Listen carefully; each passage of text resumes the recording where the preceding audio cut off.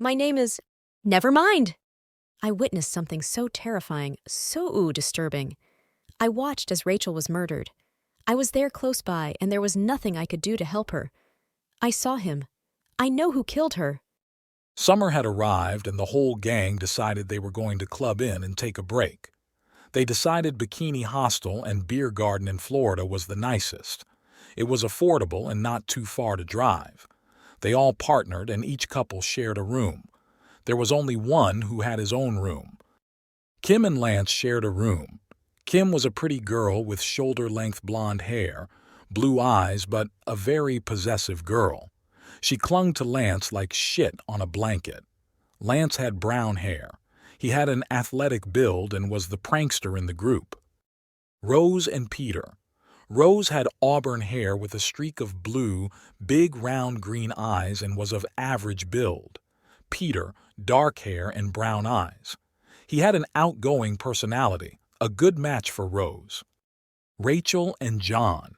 Rachel, slim with a long black hair, sky blue eyes and red pouty lips.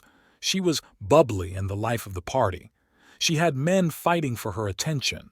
John had dark brown hair, blue eyes and an athletic body. Rachel was his world. He adored her and was very possessive of her. Amy and Paul. Amy had short, spiky green and yellow hair, big brown eyes and a playful demeanor.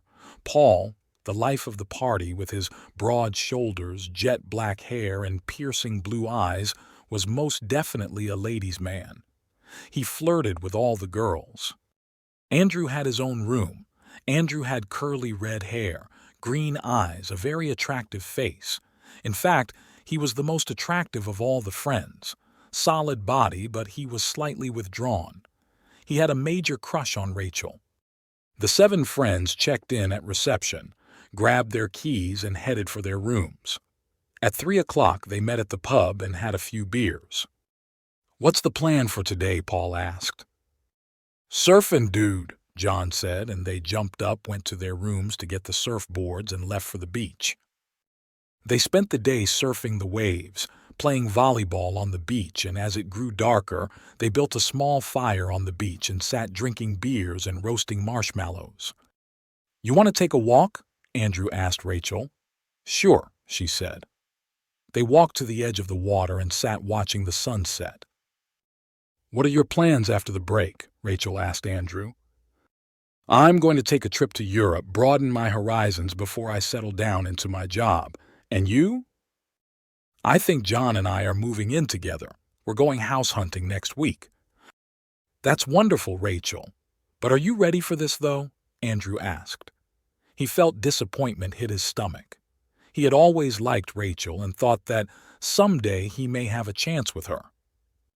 "I'm ready. I think we both are," she said. "Well, if things don't work out, you know where to find me," Andrew jokingly said while putting his arm around Rachel's neck. She smiled and got up. "We'd better head on back." They walked back to the group who have now built the fire and were busy roasting marshmallows. Lance was playfully teasing Rose, and this made Kim angry. She didn't say anything, but you could see she was upset. She was also upset because Lance had thrown very suggestive glances at Rachel all evening. "Who's up for going to the swamp?" Amy asked. No one answered. "Come on, guys, don't be such wimps," she said. "Who are you calling a wimp? I'll race you there," Lance said. The rest looked at each other, shrugged their shoulders, and followed to the swamp. Spanish moss dangled like ghostly tendrils from the gnarled branches of cypress trees. The air was thick with the scent of decay and stagnant water, and the only sounds were the croaking of distant frogs and the occasional rustle of unseen creatures in the murky underbrush. Armed with flashlights and nervous laughter, the friends pushed through the dense vegetation, their boots sinking into the muck, the squelching of mud beneath their feet. Rachel found a log she could sit on as the others walked further into the swamp. "You coming, Rachel?" Kim asked. "No, you guys go ahead. I'll wait here for you." Kim gave her a strange look, turned around and followed the others. They stumbled upon an abandoned shack, its dilapidated walls barely standing. Against their better judgment, they entered, the creaking door protesting as it swung open. Inside, the air was thick with a pungent odor, and the floor felt spongy as they walked. The feeble beam of their flashlights revealed decaying furniture and strange symbols etched into the walls. Rachel was sitting on her log, deep in thought. Suddenly there was an unmistakable sound behind her, and before she could turn around, he grabbed her. Rachel let out a shrill scream and she fought for breath. He tightened his grip and pulled her under the water. As the others explored further, the group heard a loud scream. "That sounds like Rachel," Rose said with utter horror on her face.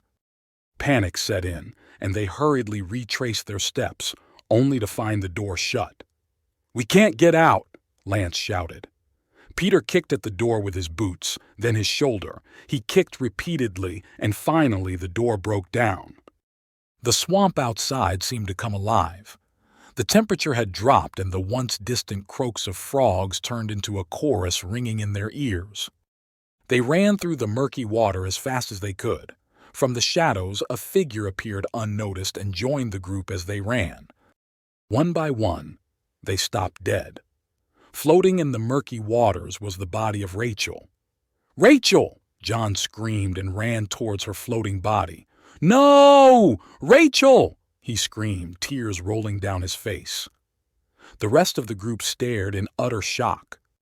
As the last screams faded, the swamp returned to its silent state. The shack stood alone, having witnessed the horrors that lurked within the tangled embrace of the Florida swamp. To this day, no one knows why he killed her. No one had seen him slip out of the shack, but I did. My name is Rachel. I was there watching as he snuck up on me and pushed me under the murky water. There was nothing I could do to help me. I saw him. "Why did you kill me? John!"